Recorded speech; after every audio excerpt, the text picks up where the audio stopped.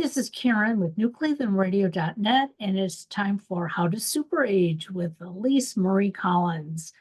And I like the subject for today because I either get a great night's sleep or my night is every half hour waking up.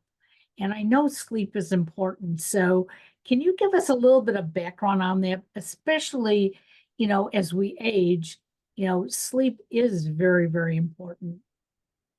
Yeah, there's so much to say about sleep. And I want to start out just showing my book, which is How to Super Age. No, it's not. Sorry, the podcast is How to Super Age. The book is Super Ager. You can look younger, have more energy, a better memory, and live a long and healthy life. And we teach you on this show how to do it. You can read more tips if you want the book. We'll leave a link for that. Well, there's so much to say about sleep. I want to talk today about, some of the modern research, but some of the ancient wisdom, because what I love about this time we live in is that we have the access to many traditional healing methods or healing. Like I study Ayurveda, and Ayurveda is really what that translates to is the science of life. And I heard someone the other day say it's just like about becoming more alive in you. And I think we all intuitively know how to do this. So I always like to lean on that because I think we get really caught up in like, okay, I got to read the latest medical information. Whereas, sometimes you can just trust your instincts. And then it's really fun. It's like the cherry on top and the whipped cream when science validates what you've already experienced or felt. So with that in mind, I'll answer your question briefly, and then I'm sure we'll get into more of the details. But one of the pillars of health in Ayurveda is sleep. And so pillars of health, it's like diet, mindset, sleep, basically. All those things come together to and not just health and like, oh, I'm not going to the doctor, I'm not really sick, but like feeling good, feeling optimally, like when we wake up and we're excited to see the world. That being said, sometimes we don't sleep well. There's all kinds of reasons for that. It's not about perfection, but I'd say, trying to sleep well most of the time is a great goal. Well, I work on it, but it doesn't always happen. Yeah, well, maybe we can share some tips today that are ones that I'm not sure if everybody does them. I mean, I see more and more uh people talking about sleep, and I see more and more talking about things that I've been talking about for years, but not in a bad way. That's a good thing. That's a good thing. But I think we can always reinforce them. And another thing that I notice with myself is I'll know what's right, but sometimes I won't do it. I'm sure we all can raise our hands to that. Yeah. Raise your hand. If you know what you should be doing, I don't know, I don't like to say that, but I did. Something that will be better for you, but we don't always do that. So do you have any questions about that, Karen? Well, I know one of the things that they tell you, you should not go to sleep um, reading off of a tablet or your computer. Your TV should be off. You should um, get into bed and allow yourself to relax, not force yourself to fall asleep. And I've been the type of person that I fall asleep watching TV, but I know now when to turn it off. I used to like fall asleep and would be on, and then it would wake me. But now I find myself feeling like I'm drifting into sleep. I go over to that remote, I just click it, and those are the nights I sleep well. The nights I don't sleep well is when I go to click it and I still look at the TV and I wake myself up. Yeah, yeah. Well, there's a lot there. And the first thing I'll say is the light, the blue light. That's important to notice. Now, there's ways that we can alter our devices so we decrease the blue light. Um, you can turn down, the light volume, so to speak. And TVs, I'm not sure if they have that these days. I don't Yeah, she's No, not they in her. don't. Yeah, I mean, I'm not, so I have a little trick that I have for that. I'm not wearing them, but there's blue light blocker glasses. right. They kind of look orange. You can get them, they're super cheap up to, I think I bought a pair that was like $36. It was funny because I bought my latest pair a couple years ago when my son was in college and I bought a pair for him and his roommate. I don't know. I just thought maybe they told me they were watching. I know that, I mean, young people watch a lot of videos. I Right. watch a lot of videos, and sometimes we watch them on a screen. I noticed when my son was in high school, that's when I heard that students were watching YouTube. Yep. And now, like you're saying, TV, well, you can watch YouTube on your TV set too. But uh, those blue blocker glasses are great if you do want to watch a screen. And I honestly keep them by my bedside because I do use my phone I turn it off, turn it on airplane, but I use it for the time. And if I do wake up in the middle of the night and I want to listen to a podcast, that's what helps me fall asleep. Okay. No, New Cleveland Radio. Actually, I do like the ones It's on New okay. Cleveland. I listen to certain podcasts or I have just things that are downloaded, audiobooks. I like the timer aspect too, because some of the things you can put a timer, like 20 minutes, because I am one of those people, I get entranced and entrained by a soothing voice. There's different ways that we soothe ourselves. I think that's what the TV and the radio do. I see Right. my parents doing that as well. Um, they seem to be able to fall asleep whether or not they have the blue glasses. But yeah, so I use blue blocker glasses. Timers are helpful because I do notice that it's something I think my brain is taking in that information if I'm listening to it continuously, if I forget to put the timer on and then I have something on all night, I don't feel as rested. Like I feel like there's some part of my brain that's trying to process because we're animals and we're looking for sounds, we're looking for fear, and so yeah, those are things I pick particular, voices that soothe me, no loud music, because that's happened to me before. Like I'm listening to a podcast and all of a sudden it's the outro music. It's like, Yeah. no, don't listen to those. I know the ones that have quiet sounds and I choose those for a reason. Yeah, so I'd say the light is very important. Now, I know when I was growing up, um, and I never had it, but my mother would offer warm milk to help me go to sleep. Now, I'm not a milk drinker, so the thought of warm milk just made me cringe, and I went to sleep, or at least I closed my eyes in bed. But what is there about, you know, certain foods that do help us fall asleep? Yeah, there's certain, well, I'd say let's back up a little and a couple things. If you do drink before you go to sleep, sometimes getting up and going to the bathroom can wake you up. So Right, if that's an issue, you might not, or you might want to just have a tiny, tiny bit of warm milk, so much that it's not going to cause you to have to get up and take care of your business. sure. So and another thing, I think there is, I'd say the most important thing for me for eating is eating earlier. If I don't allow 2 to 3 hours, and I'd say 3 or 4 is way better. If you can eat earlier and then allow your body to not have to digest and sleep at the same time. I sleep so much better. I notice that when I eat a heavy meal or something that's hard to digest, maybe pasta, if you eat meat, like a steak dinner. Now, of course, there's going to be exceptions. There's a party and dinner's not served till 8. Okay, you're not going to like deprive yourself of life. But I'd say the 80-20 rule, and that 80% of the time, try to eat earlier. Your body is gonna be, it's so much easier. Notice that for yourself. If you haven't ever noticed that, I mean, my acupuncturist will say, what did you eat? What did you do? And sometimes I don't pay attention. He's always like, write it down, write it down. I can't help you. We can't help each other. We can't help unless we know the patterns. Once we start to notice, I think we can be our own best doctors, giving ourselves medicine, like, oh, you know what?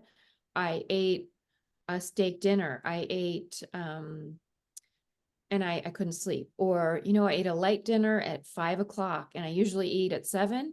I slept so well. You're going to start to want to change because it feels so good. Right. We don't want to change because it's like in that punitive way. At least that doesn't work for me. I don't know about you. But So, oh, warm milk, just to get back, yeah, warm milk yeah. is a great one. And in Ayurveda, if you actually drink real milk, you can put some carminative herbs. Carminative means it makes it easier to digest. Like if you like cardamom, like turmeric or cinnamon, ginger is a great one. Ginger, even ginger tea is really nice. So what is what is happening that as we get older, we seem to be more tired, but we sleep in shorter segments typically. So like one of the things I really don't like is when people say, oh, you're a certain age, you should retire. And the question is, what am I going to do? Sit on the porch and sleep all day? Because when you're not active, you do get tired. So are we more tired as we age because we're not as active? Or is there something else that we're maybe missing that maybe we wouldn't have to be so tired? Okay, well, this is a great question. When we're older, we're in what we call the Vata stage of life, Vata, and that stage of life is more about air. It's more about being spiritual, seeing the bigger picture. So it it means we just have to use our energy in a different way. It's wisdom, but I think we can all say that maybe sometimes we're not as wise as we could be. And sometimes there's certain people that don't get that wisdom. Like it has to do with, I think, digesting your life. If you haven't processed, like we all go through stuff. If we're over 50, 60, 70, 80, we've been through great loss. We've been through, we've had trauma. You can't pretty much escape life. If we have not processed that, then it's gonna really, like it's almost like shaking. It's gonna be like something in our mind that's not processed.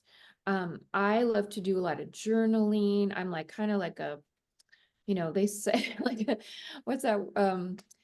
Like a self-help junkie or something. Like I know there's spiritual junkie. There's a Yep. book called, I never even read that book, but I love that book because I am a spiritual junkie. So to me, it's like I live to process myself and help other people process spiritual, everything happens, like I think on a mental, spiritual, emotional, physical level.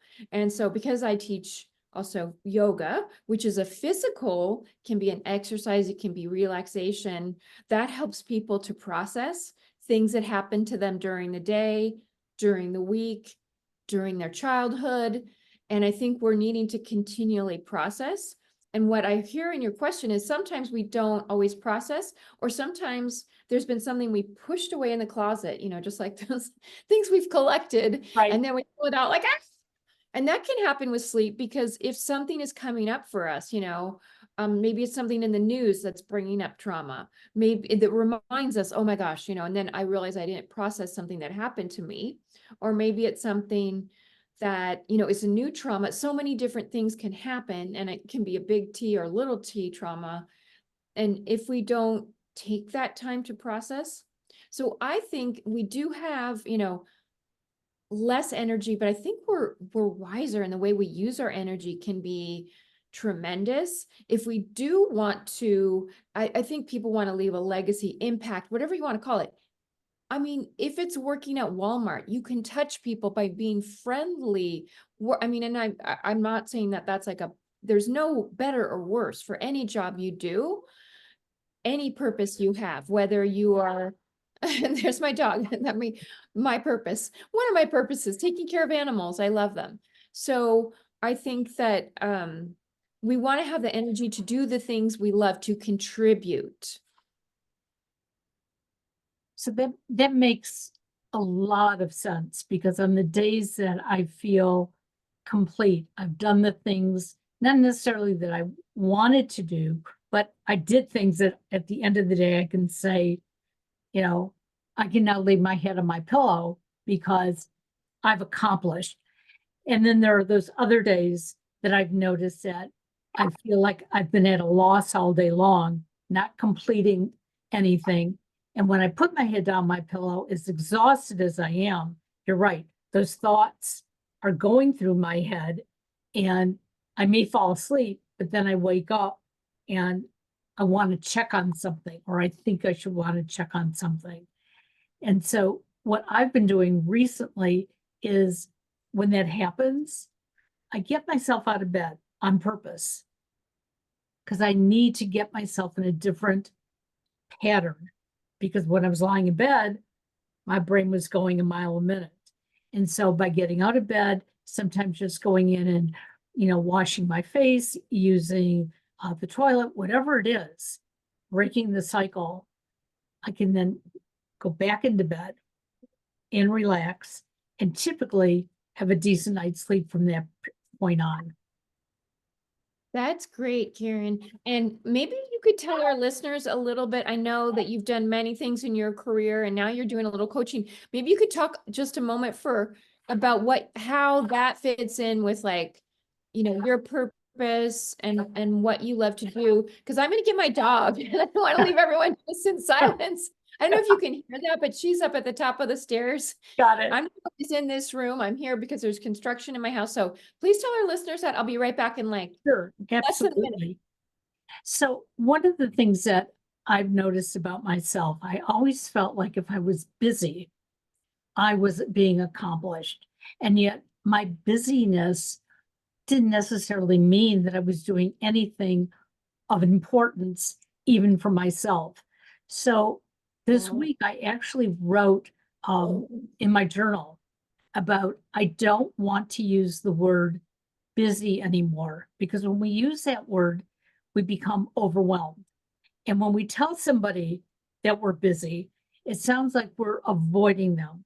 And so instead, when somebody says to me, what's going on, instead of saying busy, I may say that, you know, I'm I've been journaling and trying to come up with, some ideas as to why I'm feeling the way I am.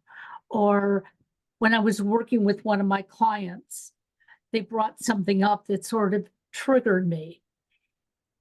It's a big difference, so that at the end of the day, I don't go to sleep thinking how busy I was or how busy I'm going to be tomorrow, because it's just life. That's what we're living. And if we can look at it that way, it's so much easier. So even on the nights that I don't get that real good night's sleep, you know what? I make it through the day, because that next night I probably will. So it's becoming mindful. And I think you brought that up in the beginning, you know, being mindful of what you're doing. Yeah, I love that. And the two things that stand out to me are, sometimes we are just busy can be avoidant. Right. And I know I have that tendency, and that's kind of tendency through my lineage. I can see how my mom does that. I can see how my grandmother did that. And it's passed on to me. So I can default into that very easily, like do. But in a kind of spinning way where I'm not like getting the depth. I'm not fulfilling my purpose. I'm just kind of like, and then that's when I don't sleep well at all, because I'm so disconnected from, something of depth. And I also heard, there is a reason to step back. Like when you were talking about, when I can't sleep, I get out of bed, I do something. It's like we need a reset. If we're sitting there tossing and turning and, we can get a new perspective, like just wash a couple dishes, do a little journal writing. That can be very helpful to reset our minds, to kind of get into a groove where we are processing. And a lot of it can be unconscious too, Right. because we can't possibly hold in our conscious mind everything. It's got to be stored. So there's a lot, and I know there's a lot of really interesting research people are doing now about trauma again, difficulties, challenges, we can call them all kinds of things that, big and small, how we store it in our bodies, how we can really overcome it.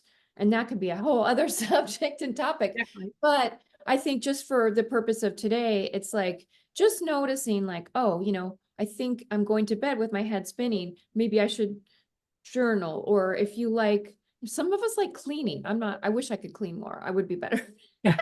But whatever way we enjoy, maybe it's doing artwork, maybe it's helping people, to me is very therapeutic, because I'm like, oh, I see they're going through something and I've had that same thing, and then I'm like helping them by helping myself. So I know many people who listen to this podcast, either they're caregivers or maybe they're the person who's being cared for. And my question to you, Elise, because I know that you take care of your parents, but you have a full-time job.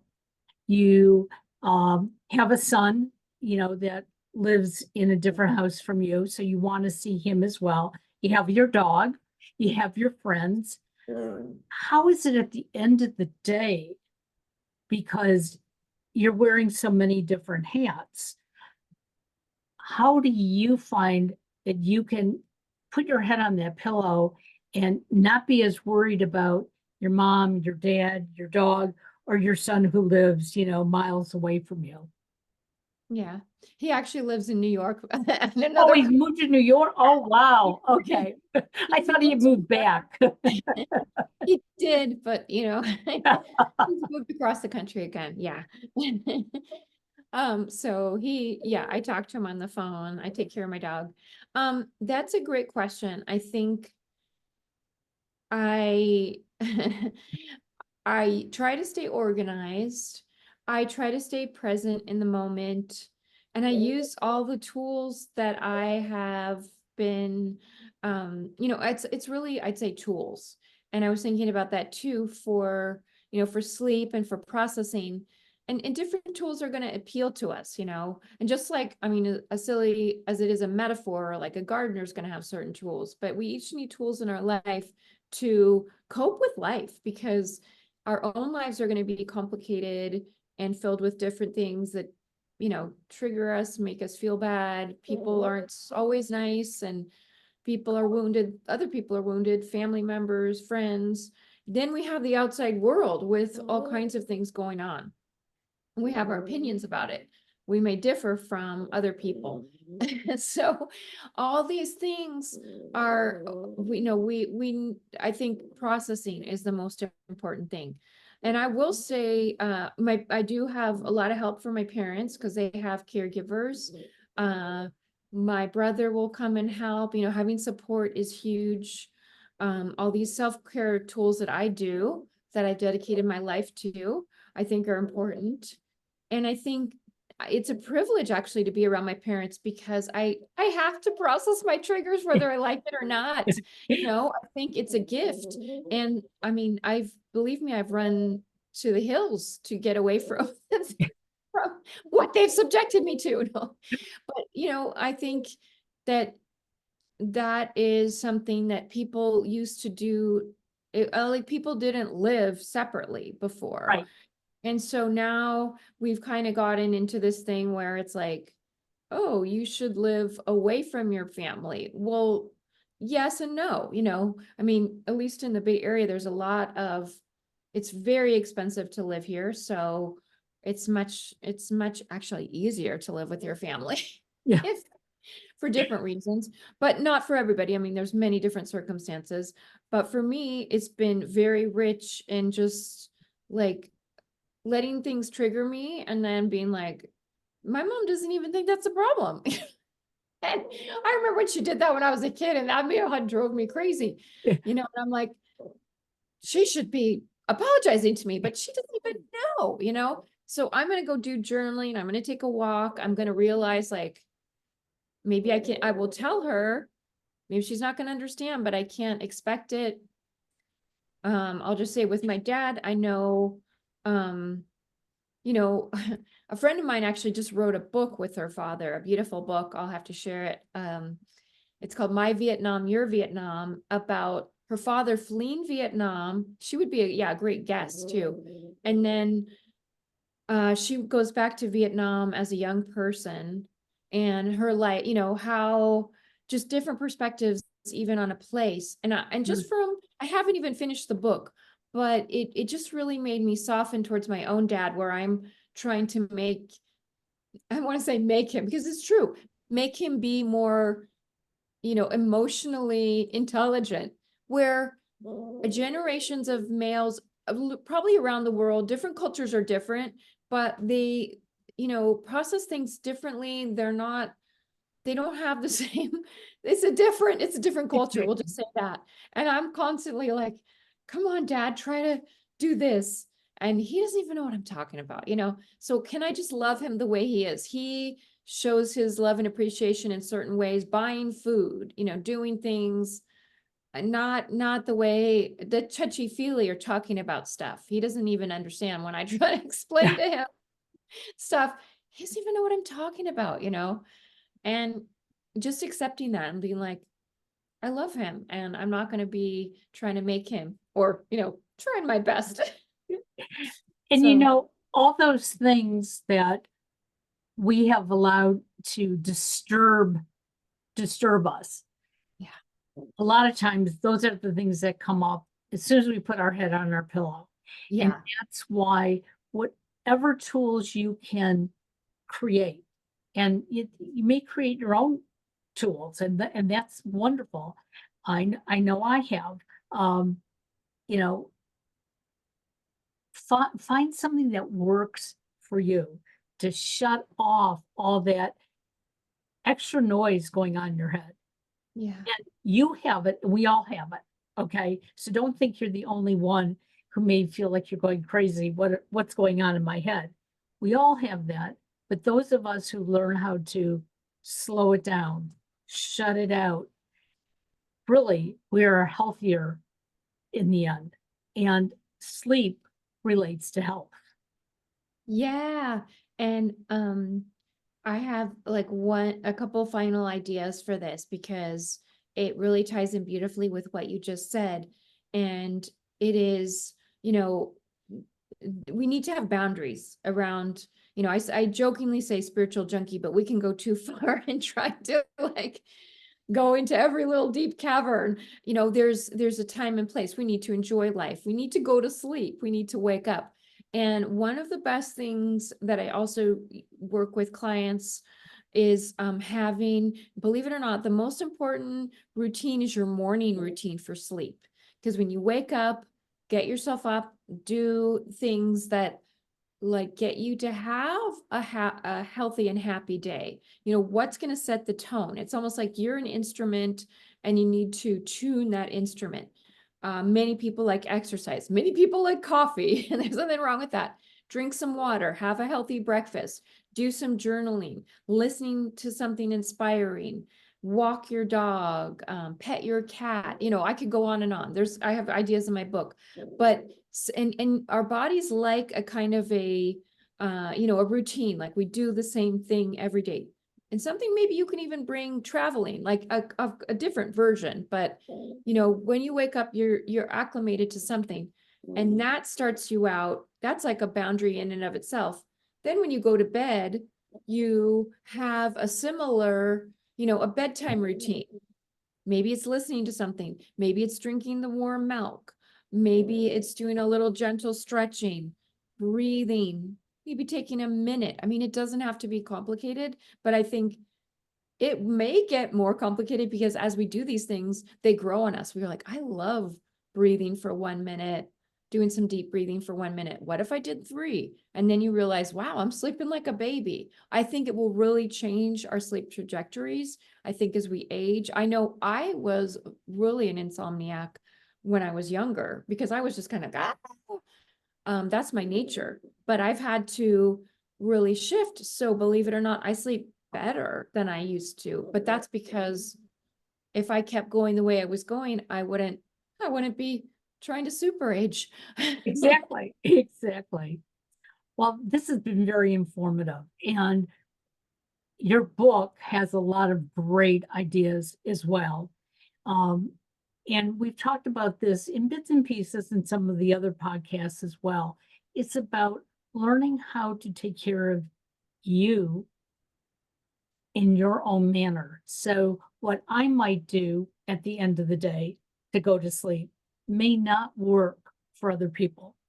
And like I said, for many, many years, I'd go to sleep with the TV on, wake up in the middle of the night, and either I turned it off or my husband had turned it off. But now I know, number one, it bothers him if I keep it on. And so I have learned how to sense when I'm drifting off to sleep. And that's my trigger. Okay, turn off the TV. You don't need it anymore. So find those little things that work for you, try them, share them with other people, because sometimes we just need a little boost and given an idea of how to make our day end as well as it began. Thank you. Well, we will talk to you again next month. And in the meantime, have a great day. I'll talk to you soon. Bye bye now.